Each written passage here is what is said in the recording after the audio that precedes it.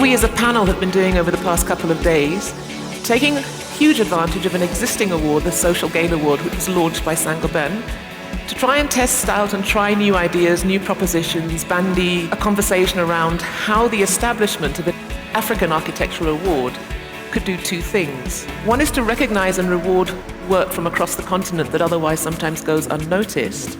And two is to use an award to bring new awareness to the importance of the built environment, recognizing that the way we talk, think, film, and write about buildings is as important as the buildings themselves. In other words, the understanding that architectural culture is made up of more than bricks and mortar. The possibility of being here has been, an amazing opportunity for me. I've always, in a way, I felt very much isolated. Bringing us together, a group of architects from different places of Africa that share same vision of what architecture should be, and giving us the chance to exchange ideas and getting to know each other, it's been fantastic.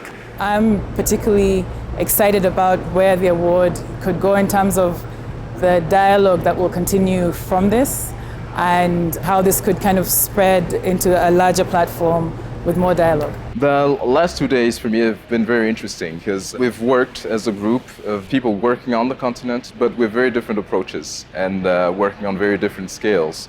And I think that is actually complementary.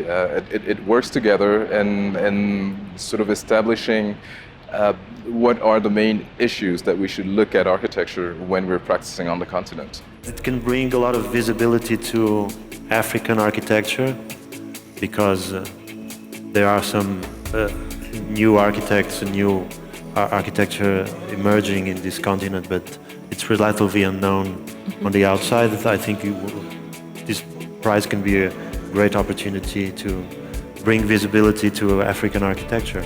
Of course, it's all continent. It's very different architectures from different parts of Africa.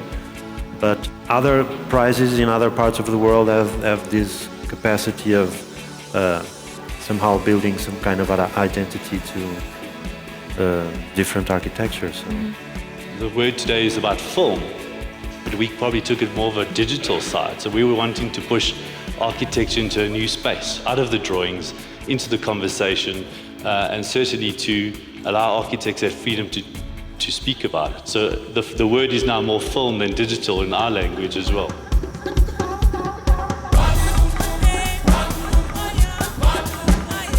Where the world is now and the kind of breakups we're seeing around the world and makeups, different makeups, we're almost like at a cusp of something.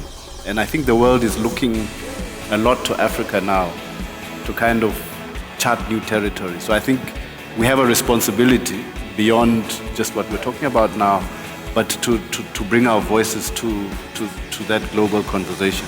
My hope is that we, and I would love to push that the conversation around African architecture becomes more a very critical conversation about context and about African cities.